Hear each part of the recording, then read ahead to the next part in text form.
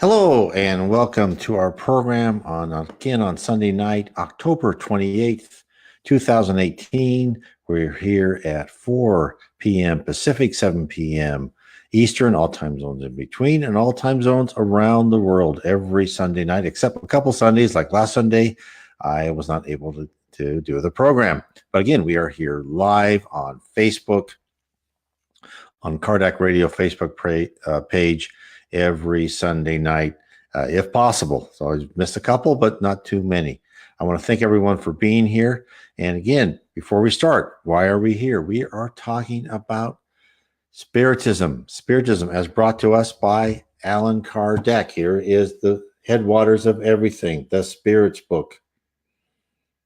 There's nothing better than this book. This book I found on PDF, and it has changed my life. I recommend everyone to read it. I recommend everyone to take and look at Kardec Radio. This is the Facebook page we're on. Kardec Radio also has a Kardec Radio app on the iOS Apple phones and the Android phones. It's a free app. You can listen to Kardec Radio programs 24 hours a day, and I think you'll have a wonderful time.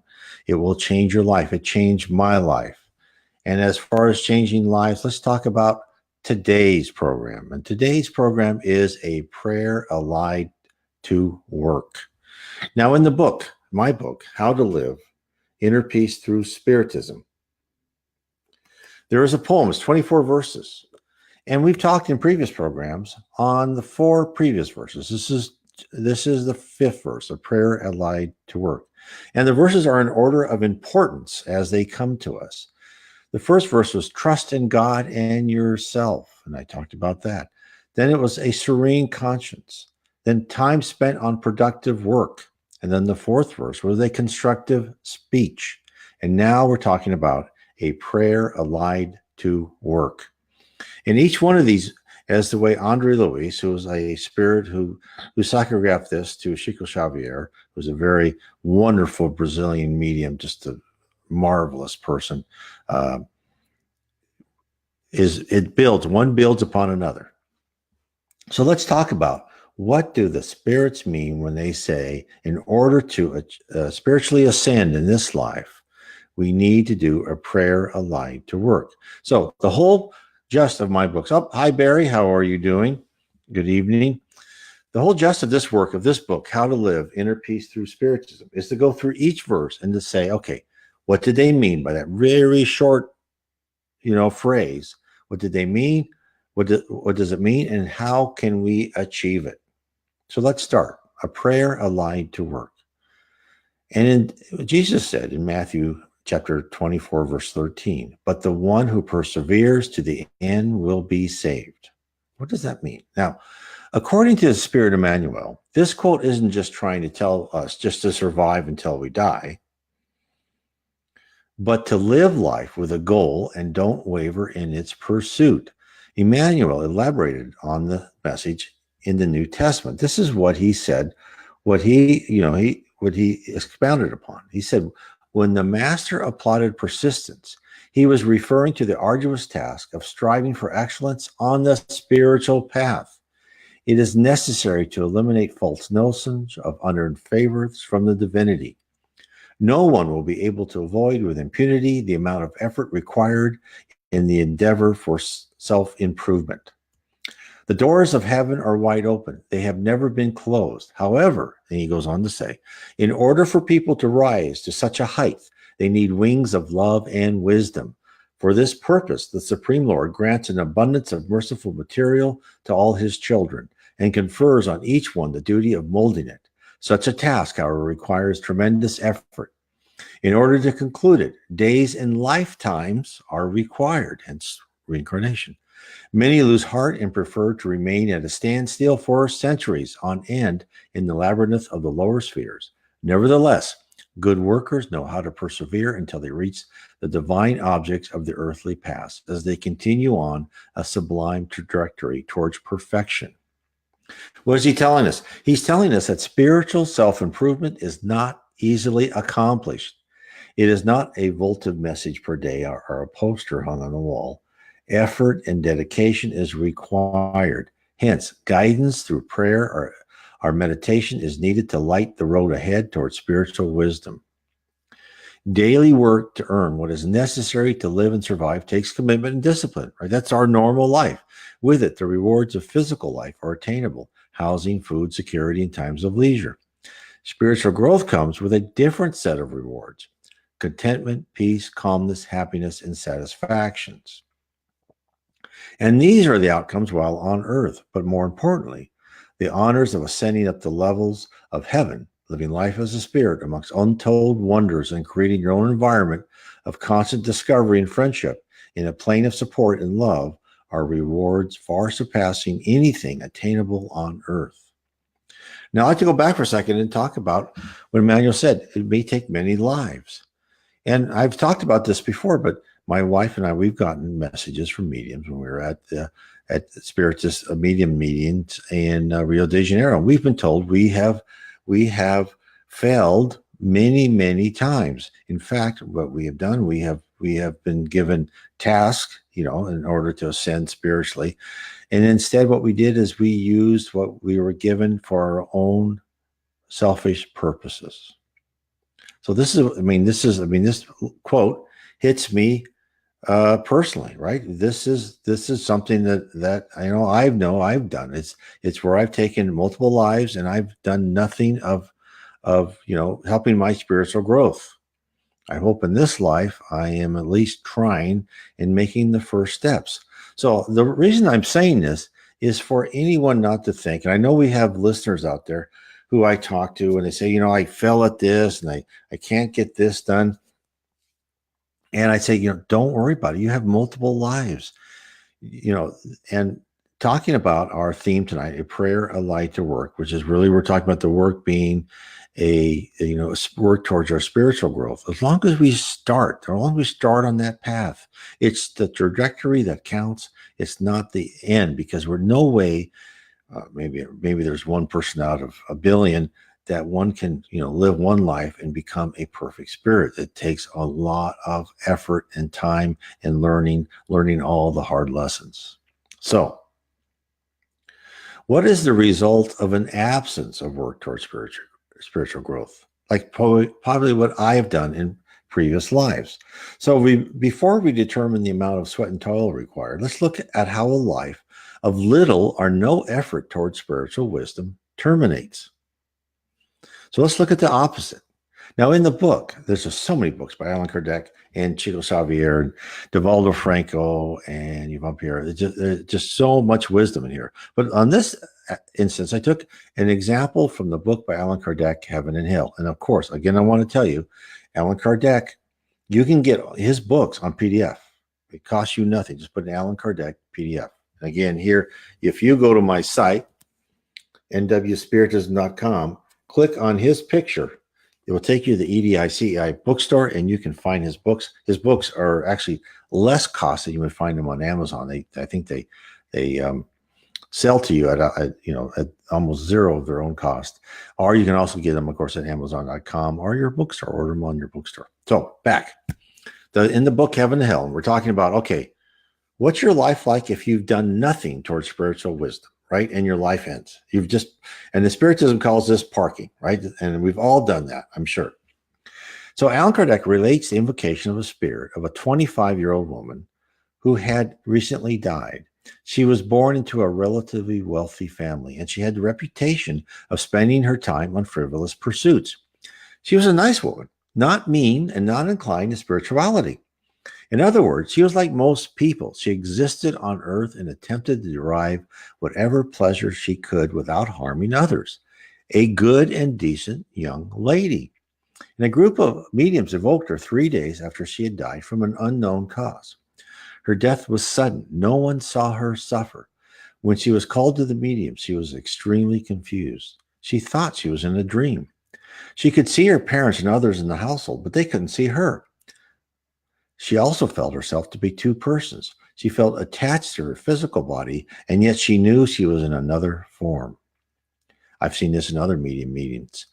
When that happens and people do not have learned anything about spirituality about heaven and what can happen after death, and the fact that we are immortal, and the fact that we don't turn into something else like a butterfly from a cocoon. We are who we are when we die. These people are very confused. They see their physical body, which is just a body, and yet they are still in their immortal spirit, and they are completely confused. This is why at least a little bit of spiritual growth is warranted for many people. I always tell people who say they're atheists or whatever, said, well, just keep in the back of your mind, it may not happen that way. Don't just believe without 100%. Just keep a little bit of open mind just in case. Anyway, so I don't know if that does any good, but that's what I say. So the group prayed for her and asked for assistance to be given when they invoked her. And then she was evoked a few days later, because the first time she was too confused. So then she told the group after a few days, she goes, this is what she said. Thank you for having prayed for me. I recognize the goodness of God who has relieved me of the suffering and apprehension coming from the detachment of my spirit from my body. My poor mother will have a very difficult time resigning herself, however. However, she will be comforted. What to her eyes may seem like a misfortune was meant to occur and was indispensable so that things of heaven might become to her what they really should be, everything. I will be at her side until the end of her earthly trial, and I'll help her bear it. I'm not unhappy, really, but I still have much to do to approach the state of the blessed. I will ask God to grant that I may return to the earth, for I must make up the time I wasted during my last existence. May your faith uphold you, my friends. Trust in the effectiveness of prayer, especially when it comes from the heart. God is good. What was she telling us? The young woman was regretful over her lack of spiritual direction.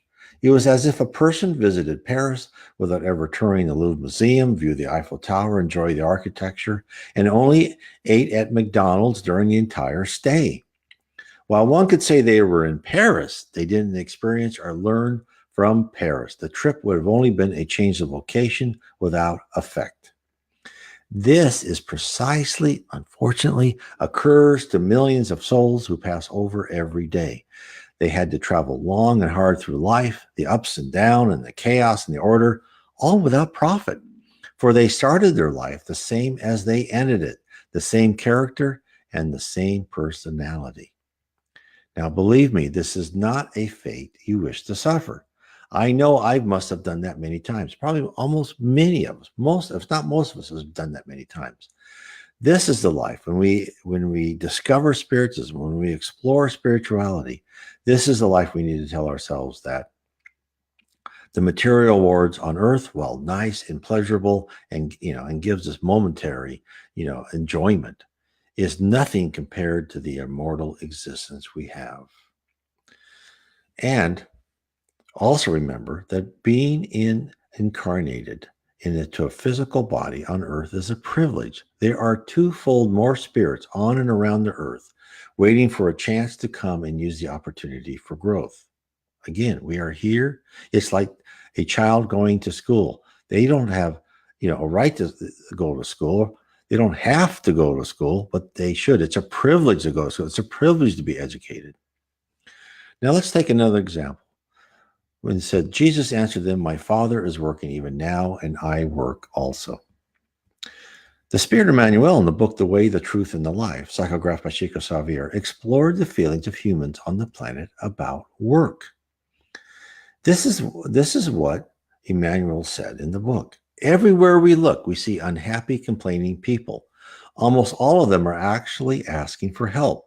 Very few love the task they've been given. Most people complain about their job. I'll stop right there. I'm one of those. And I still do that. And I keep telling myself not to do that. I'm lucky to have a job and make money, but I still complain. I should not do that. Let me carry on with his quote. Those who clean the streets want to be business persons. Those who work in the country would prefer life in the city. The problem, however, is not the job, but the understanding of the opportunity. Usually complaints in this regard are the product of an unconscious laziness. It is the innate desire to hold on to what is useless and ruinous from failures in the obscure past. But when Jesus came to us to save us from dying in sin, he brought us the blessing of work, which is the unceasing activity of life, so that we may know how to honor our own endeavor.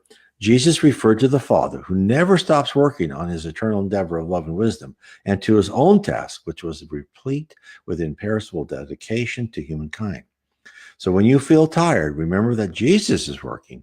We started out our humble undertaking only yesterday, but the Master has been toiling for us for how long? That's what he said. He's telling us we are being trained to ingrain the habit of labor. And when Emmanuel said, the Master has been toiling for us for how long? Spiritism tells us Jesus was at here with other spirits to help actually even bring the earth from gases and dust to actually shape the earth and to shape and drive the evolution of the earth and all the evolution of life for billions and billions of years. We've been working, what I've been working 20, 30 years. That's nothing compared to billions of years. So other people are working a lot harder than we are. I can guarantee it. And therefore, that habit of working, right? This is the central meaning of what Emmanuel presented to us. To work is to keep busy, to learn, to help others, and help yourself. To remain idle is to accomplish nothing, assist no one, and to dwell on the fleeting pleasures of life. Idleness is the root cause of much unhappiness. For those who are trapped in its clutches, the poor souls who spend time on daydreams without any foundation in reality, range from the inherited rich to the person receiving government money every month, neither class has to work. And so they make the horrible decision not to work. Now, these aren't the majority of people. These are a minority of people. For most people who've already learned this lesson, they've internalized this lesson, they desire to be productive and to actively seek out work, spend their time creating false narratives. So what happens is even these people who don't want to, they spend their time creating false narratives, whether conspiracy theories of why the world is against them, their status as a victim, or elaborate tapestries of a dream life coupled with the legions of people who are halting their meteoric advance. They all exist in their own mind. Their immature character and their lack of wisdom snares them into a closed cycle of selfishness and pride. So many of us who are actually working, we don't really work with our correct attitude. And really, most of us, we need to shift our focus from ourselves onto others to start to be liberated from our fantasies. Hence, the spirit realm urges us to immerse ourselves into productive labor. By doing so, we can take ourselves on the road to self-improvement. Remember how it used to be, and I'm sure for many of you, if you're out in the lawn, you're doing work, or you're doing something you really love, it's your hobby, or you're in a garage, or you're sewing, or whatever, time just like goes. It's just you're into this, you feel good. This is what they want us to do. Even in our regular work that we may not like that much, we need to put ourselves into that work and commit ourselves to doing a good job. Because if we use that same dedication to everything, we can't go wrong. And that's how, when we immerse ourselves into something, by doing so, we take ourselves on the road to self-improvement. And it is peculiar that not to concentrate on ourselves, we may start the path to perfection. So think about this. They're telling us, right? A prayer, a light to work, telling us to work, and yet at the same time, we've been told otherwise. We need to concentrate and get our spiritual quotient up. But what happens is when we stop concentrating on ourselves so much, right? This is all balance, right? This is all part of the, I go in depth in my book, How to Live. We also need to concentrate on others, right? And our own dedication to helping our task at hand and others, right? So this is where we have this peculiarity where we know that to improve ourselves, we have to recognize we're not isolated beings. We are part of a whole, and as such, we can't grow alone, but only in concert with the sea of spirits around us. The Spirit Emmanuel explains the true environment in which we live. While many of us believe we are alone and disconnected from those around us, a lot of people feel that way, right? How many times you've heard, especially teenagers, say, no one understands me. And of course, when you're an adult, your answer is no one has to understand you.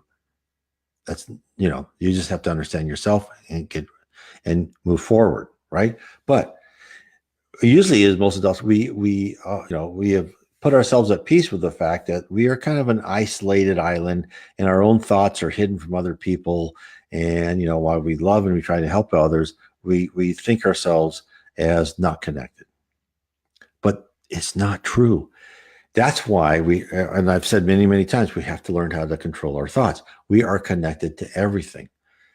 So if you think you're disconnected, nothing could be further from the truth. You're not disconnected at all. You may not recognize it, but you are totally connected. This is what Emmanuel tells us. The soul enters into renaissance with the mental currents of souls who are in tune with it. We assimilate the thoughts of those who think as we do. When we feel, visualize, speak, or act, we are in tune with the emotions or ideas of all other persons, incarnate or discarnate, who are on our wavelength. Stop right there. This is when people are talking about the law of affinity, right? We attract people who are like us, right? Then we go on with the quote. We are constantly attracting or repelling mental energies that attach themselves to us. They will either strengthen us for good or for evil, according to the directions we choose. In anything we do or plan, or any opinion we give, we are always the sum of many people. We are the expressions of thousands of persons, and thousands of persons express us. Desire is the lever that acts upon our feelings. It generates the energy we use in accordance with our will. People have seen examples of this all over, right? There's groupthink. There's you're affected by the group. If everyone feels a certain way or does a certain thing, or all those things where people will look up and other people look up. Those are the small ones. But what we don't understand, and as Spiritism tells us, we are all radio towers, right? Our thoughts are constantly going out, affecting other people, and other people's thoughts are constantly coming into us. They're constantly overwhelming us, right? With just 1,000 distractions every microsecond. And some people are very empathetic. They can feel emotions from other people. And other, like Chico Xavier could actually read other people's thoughts, which was very unsettling for a lot of people. It was amazing when you read about Chico Xavier. But us, like me, who are, cruder humans, right? Not as talented, but still, even on a very, subconscious phase, we are being affected. So that's why only by working side by side with others who are focusing their energies on positive outcomes can we tap into the stream of consciousness that will serve to bring greater focus and willpower to our own rationalization process. In effect, we use the power transmission of outside forces to work the lathe to hone our skill to fashion and control our thoughts. And that's why, as we learn to control our thoughts, and we learn to filter out, just like those old cartoons we saw as a kid, right? With the angel on one shoulder and the devil on another, there's truth to that, right? We need to learn to filter out the bad thoughts, right? The thoughts that, go rob that car, or take that dollar that someone left on the table. No, that's against our conscience. In other words, go help that person, or go tell that person they left $1 on the table. And so the more we hone our own skills, right, to control our thoughts, then we learn to filter the good thoughts that are coming to us, and it reinforces us. So existing in isolation, what we think many of us do, is really like a madman shouting on people at a crowded sidewalk. All the energy is dispersed without any effect. On the other hand, utilizing the mental transmissions of others to allow us to rationally gather our ideas and fashion a megaphone to target our voice to be widely heard and acted upon them. This is what work teaches us. This is the part of a prayer allied to work. This is how it teaches us to plan, to focus, act, and measure our progress. All of this occurs in a dense atmosphere of mental images and thoughts swirling around us. As we learn to harness our brain, we also learn the ability to filter out harmful thoughts, which deter us from our objective. This is part of the training we are expected to absorb while on earth. And I know I've said this to many people. It's like, I can tell when I finish college, I go, oh, God, good. I did not like, some people love colleges. I like learning for my own, my own way, but I didn't like the structured college because I wasn't paid for it. And I like to do it on my own. But I got it done because I had that piece of paper and I needed that knowledge to get a job. But then I became a spiritist and I found out I'm always in college. I'm always in class, right? I'm always learning. Now I give myself to it. When there's a trial or obstacle, I say, okay, I give myself to it. I said, what am I supposed to learn? And this is what we come to the use of prayer when we say a prayer allied to work, right? So the main thing is we are not without support in our educational process. Prayer and meditation is our channel to request guidance and assistance. The spirit world has and will continue to invest time and effort on our behalf. Who knows how many thousands, hundreds of thousands, or even millions of years that we have been gestating toward becoming a productive and useful spirit. Prayer is so much more than commonly thought.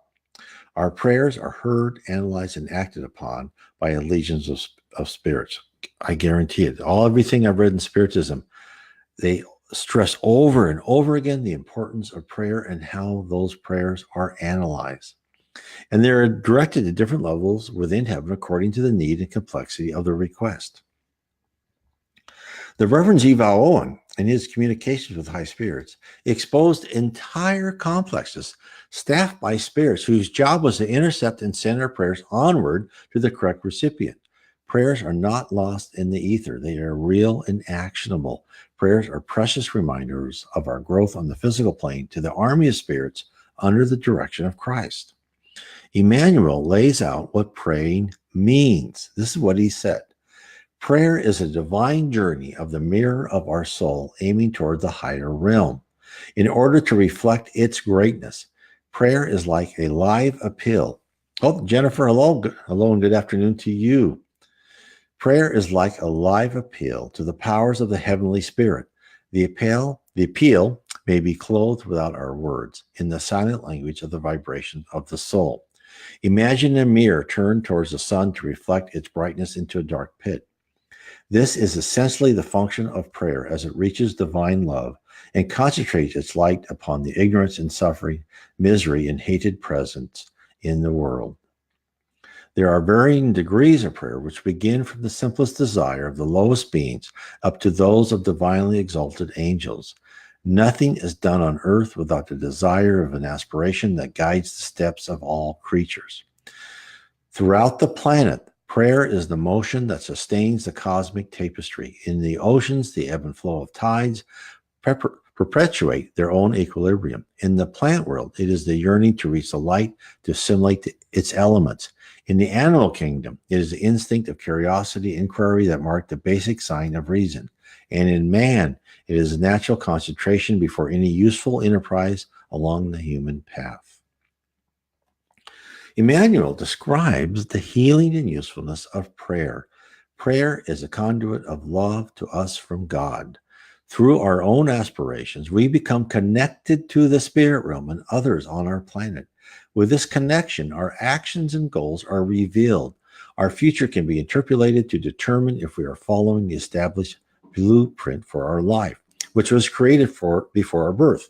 And as I said before, and I've talked about reincarnation, most of us, very, very many of us, actually help create our own life plan. Everything, how we look, who we married, the job we do, or did, it was all decided beforehand. It's predetermination in order for us to go through the right trials, for us to learn what we need to learn. And that's why we need to work. Prayer allied to work.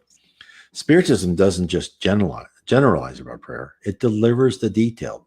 Spiritism lifts the covers to explain how prayer actually works for our benefit. Emmanuel illustrates how prayer functions in our daily life. That's what he says. This is what's so great about Spiritism. So many things are fuzzy, about heaven and why this, why does this happen? What happens during NDEs? Spiritism explains it. This is what is so exciting about Spiritism. Now, here's Emmanuel illustrating how prayer functions in our daily life. When the professor plans his lesson and the physician concentrates on a remedy for a certain ailment, when an administrator devises a program to carry out a task, and the engineer works attentively on the blueprints for a certain project, in fact, all are using a form of prayer. They are reflecting on their mental screen from past education the science of healing, legislation, and progress that flows from the invisible plane with abstract images before manifesting to the world. To pray is to align oneself with the greatest source of power in the universe, to absorb its riches, and to reflect the laws of permanent renewal that govern the foundation of life. Prayer gives a spark to the hidden energies of the heart and releases them by the living and image forming power of thought. In turn, these images ascend to the higher spheres, touching the mind of both visible and invisible entities around us. As a result of this contact, we receive answers from the divine plane, for the all-merciful Father manifests himself through his children who expresses his divine goodness. When a person turns through prayer, they touch responsive hearts. Such contact provides reflexes of inner enlightenment. Through them, the spirit silently receives the influx of the divine messengers in the form of inspiration and inner help. These are the sublime servants who assist with the soul's evolution, reviewing and renewing emotions and thoughts through which one progresses. The process of prayer is the highest means of interchange between heaven and earth. So he told us a lot. So it really is as if there's a teacher in the room with a bunch of first graders who are doing the little jobs, and they're being directed by the teacher, although they're so concentrated on what they're doing, drawing or whatever, they don't even know they are, right? It's kind of the same with us. We are being directed, we are being answered, we are being helped, and we are just a little bit too dull to even recognize it. Now, and this is what Spiritism is helps us, tunes us in with when we think we really are being helped, and to look at the signs and signals of when the spirit world is telling us, no, go this way, or no, go that way, or no, that's kind of the wrong decision, or this is the right path. You start to pick this up, because without prayer, without thoughts, we are simply automatons, right? Who were born and are destined to return to our elements, to the earth, right? But with prayer, we are connected to the entire spirit universe. We exit this planet with our spirit form ennobled, ready for the next challenge. It makes a big difference. Now, so the next step is prayer allied to work, is the unification of prayer and work.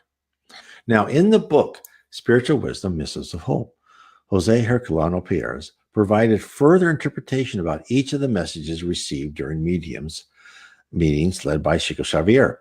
And in the book, these selected passages were printed in the Brazilian newspaper with commentary from Mr. Perez.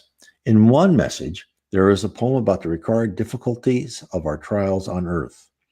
In his quest to provide a more exhaustive explanation, Jose Herculano Perez brilliantly described the needed synergy between work and prayer. This is what he said. Earth is a field of trials, and human life is a stage of apprenticeship on this field. We have trials and hardships, which are different from one another. Trials are means of learning, whereas hardships are consequences of our past, atonements of the mistakes we made in previous lives. If we are here, it is because we needed these experiences. And if we are aware that we requested our trials and tribulations while in the spiritual world, then we should understand that we asked for them because our need was dire. Guided by the good spirits, the incarnate spirit sees its inferior situation in the spiritual world with exactitude, and it knows that it is true and definite world is the spiritual, not the earthly one. The struggling spirit understands that earthly existence is temporary and that its sole objective is to prepare the inter-existence for the true and permanent life. When on earth, the spirit is not entitled to complaining and must face its problems and be grateful to God for the opportunities of acquittance, reparation, and progress that are granted.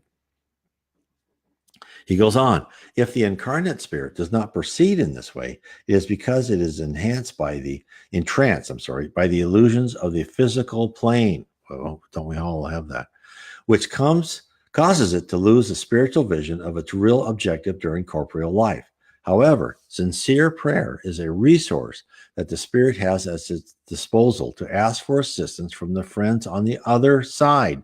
And every sincere prayer, every legitimate request soon receives its answer through intuition. Intuition, remember, so we get answers through intuition, a warning that seems to derive from the Spirit's own consciousness, or even through a friendly message conveyed by the human telegraphy of mediumship. It could be Aunt May or Uncle Bob calling you and just saying, "Oh, I know about this opportunity." It can be anything. So let me go on with this quote. No one comes to earth to enjoy perfect happiness, which we can only experience in the spiritual world or in the superior world of the infinite cosmos. Happiness on earth consists precisely in having the opportunity to face our trials and atonements with strength and determination, and without lamentation, as the gospel according to Spiritism instructs us in the item mentioned above. As Jesus taught us, truly happy individuals are only those who are successful in the world towards their elevation to the superior stanches of the true life, which is the spiritual one. And remember this, and he mentions this book. This book explains so much. The Gospel According to Spiritism. I recommend this book to everybody. So, what is he telling us? It's something that we are told by Spiritism over and over again. We are on earth for a reason, to grow, to educate ourselves. In order to accomplish this objective, we must follow the course of events laid down for us. We must follow and expand in wisdom from one episode to the next. We must work and ask for guidance. We must look for assistance through prayer and meditation. We receive our messages from the spirit world via many avenues. So again, start looking at this stuff. Now I'm going to talk. Now we get dreams, visions, intuitions, synchronicities, and other means are all employed by the spirit world to herd us onto the right path, the road to the light. It's not easy, and it's not meant to be. But nevertheless, no matter how hard it is, strive we must and never falter, for the fruits of victory are sweet beyond our earthly comprehension. The journey is won by putting one foot in front of the other, never stopping, feeling sorry for yourself as little as possible. I know it's extremely hard for me. And I know that I complain too much, and I want things the way I want them now. And as my wife and I, we keep talking, we say, okay, no, we just have to be patient. We're in this situation, and we have to be patient. I've talked to so many people that way too. So, look, you don't like what's happening now. I mean, maybe you're being taught patience. Almost no human is very good at patience. Some are. God bless them. I'm trying to learn mine. So therefore, don't stop, right? Feel sorry for yourself as little as possible. Labor to pull yourself out of one predicament after another with minimal whining and complaining. And why those who leave their physical body, who are still attached to the earth, will watch their precious possessions rot and decay. These people who are still tied to materialism, tied to earth, tied to gold, tied to pleasure. For those of us who can grow a little bit spiritually and get that trajectory started, you will return to the spirit realm with your sparkling achievements, improved character, and brighter reflections from the love instilled in you. You shall know the battle was worth fighting. Only then can you help those who are tethered to the planet find their stride as you found yours. So that is, in essence, is really what a prayer allied to work is. And it's, again, there's all in depth in this book, each step of the way, how to live inner peace through spiritism. There'll be links I'll post this up into my YouTube channel. And remember, you get my YouTube and go to my site, nwspiritism.com. There's a link there to go to either YouTube channel or BitChute channel. There are links down in the description of the video where you can get the books. You can go to my site, nwspiritism, and find on the right navigation bar links to all my books, either on Kindle or paperback on Amazon.